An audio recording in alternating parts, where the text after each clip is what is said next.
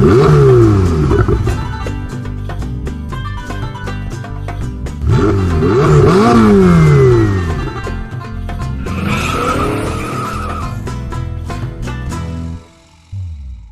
retarded in your front. We also have life throwings and fire extinguishers located around the boat as well. And life rafts on the very top, they're designed to float freely on their own if needed. In the unlikely event of a water emergency, stand by and follow crew member instructions. Also, please no running, no jumping, and no climbing allowed. Keep your feet on the deck at all times, and use those handrails, especially when going up and down that stairway on the back. Watch your steps. Parents or children, please help us out. Keep each other with you at all times. Don't want any children to wander around the boat on the company.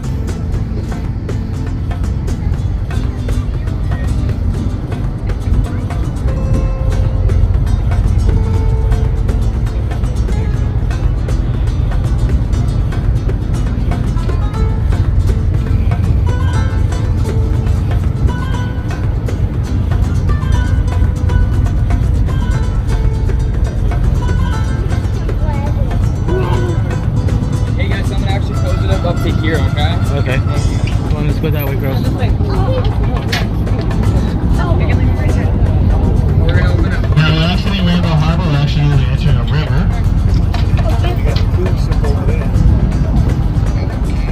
This is the mouth of the Los Angeles River. This is where the river meets the ocean. It runs about 51 miles out to the county of Los Angeles. And it ends right here off to our right. So off to our right is fresh water, and off to our left is salt water.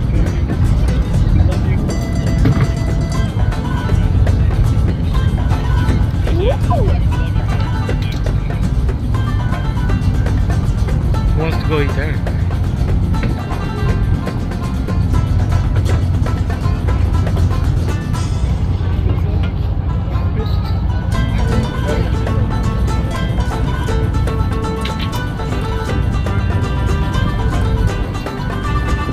Queen Mary? Is that the Disney cruise? I don't know if that's a Disney cruise. Like, some cruise ship.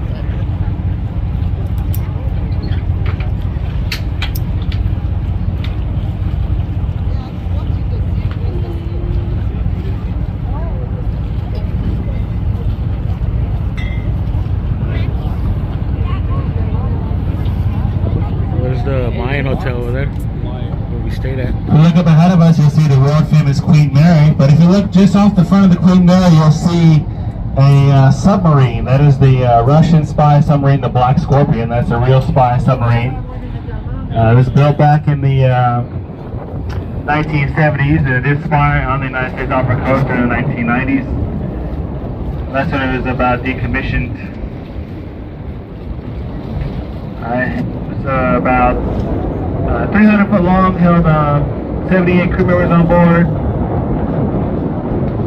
Could stay in the water for 5 days. Had about 30 torpedoes and could cruise about 15 knots underneath the water. So this service to the 1990s, and it was decommissioned, put on display in Australia for a little bit, and then brought by Long Beach, and it was used as a museum as well. We go inside it. But then they closed it down for a while. It's been closed down for a while because it started to sink, started to leak. And I don't know about you, but putting people on a submarine that's sinking is not a good idea. So they closed it up, and now it is for sale. So if you're interested in buying a submarine, I think it's for sale over there. You've got to figure out how to get it past those rocks. That is a real spy submarine right there off to the right. The Queen Mary, on the other hand, that was built back in the early 1930s in Glasgow, Scotland. It was built primarily as a passenger liner to transport passengers. Was in service, built back in the early 1930s. And then during World War II, she was commandeered by the Allied forces and used as a troop carrier transport.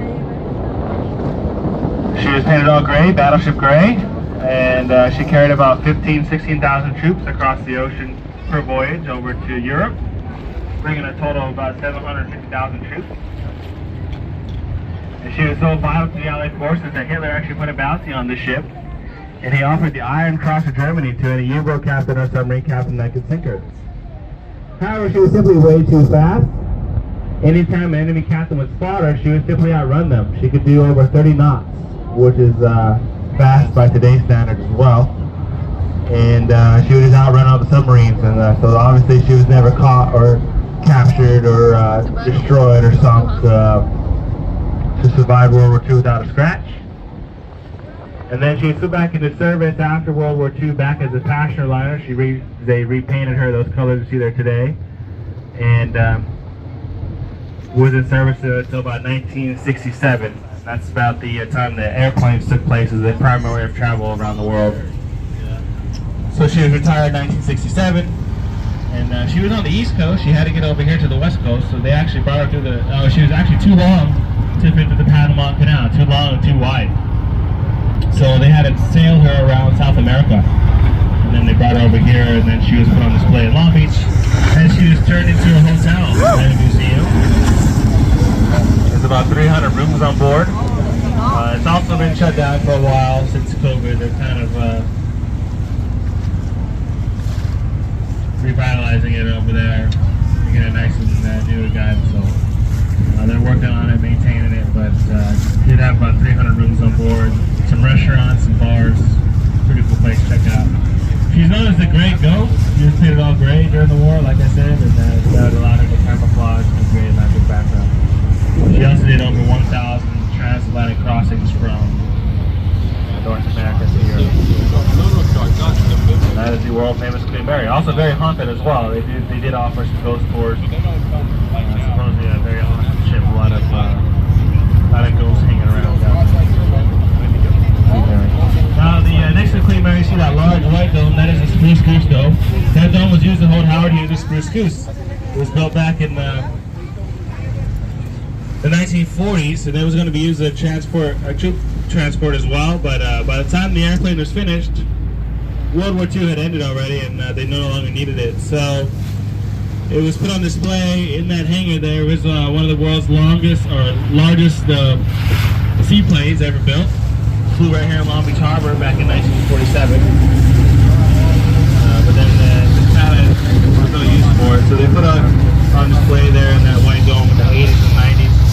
Then it was moved up to the museum up in Oregon. Now that dome is primarily used as the terminal for the Carnival cruise ships. So you go there and you check in for your cruise. You go across that long bridge there, and you go on 3, 5, or even 7-day voyage. Depends on what cruise you get on. That just recently started opening up. So that's the Spruce Goose Dome there off the right. You see the Carnival panorama there, boarding for the cruise. They'll be leaving probably about 5 o'clock tonight.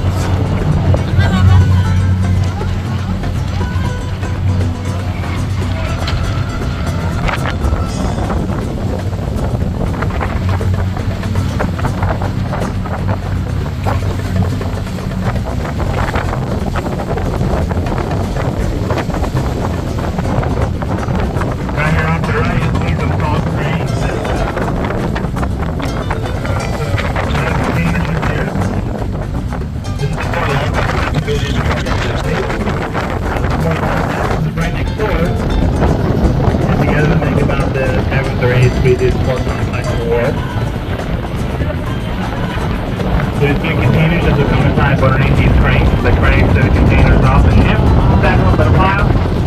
They're placed on a truck or a train and shipped around the city. And Walter, everyone say hi, Walter! Sometimes he'll wave to you if he's not too lazy. He's a big fat California sea lion. He likes sleeping in the daytime, relax in a nice warm sun. Then at night he'll jump down and go hunting for fish. He can eat about 5 pounds of fish per day. And when Walter gets fully grown, he'll be about 850 pounds or more. Take about half of that buoy up. Then the females, they get to be 200 to 300 pounds at the most. And when they're done eating fish at night, they jump back up on that buoy, go right back to sleep, and there's the life of a California sea lion. Those are also animals that make those loud barking and roaring noises as well. And they can jump about 6 feet out of the water. Damn. So this is actually pictured here. I'm going to spin the board around to the right so you guys on the right can see, and they'll continue on their trip.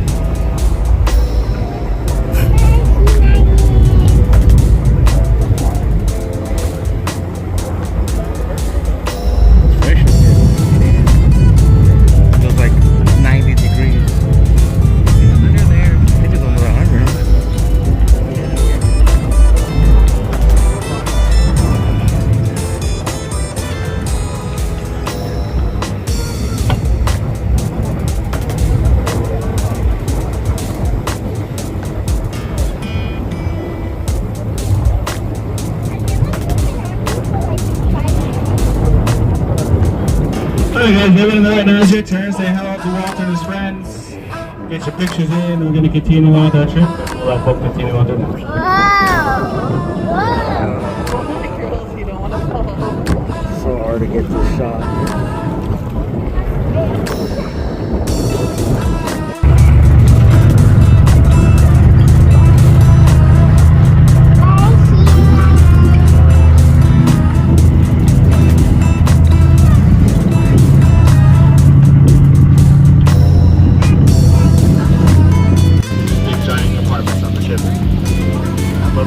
Crude oil imported, and then it goes to a refinery, and then it gets pumped to your gas station after that.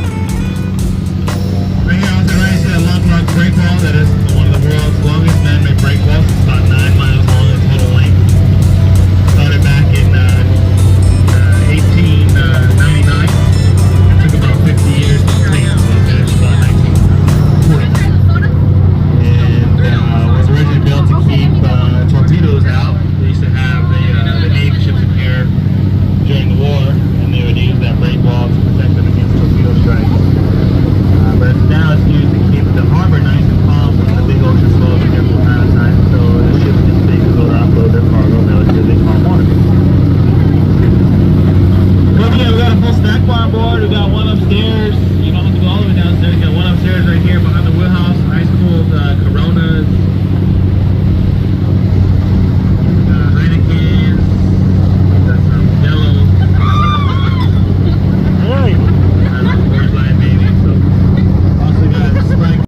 They each produce about 170,000 barrels of oil per day, and they're named after Paul Nassau. This is one out of the we also have one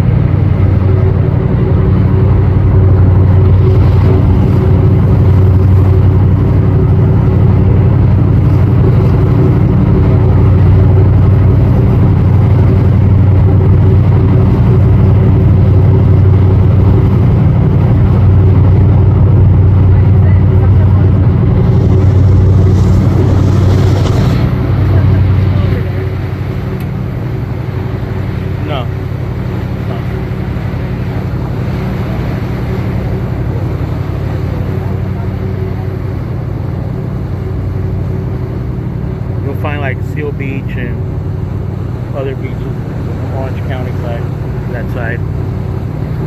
It's nice over there.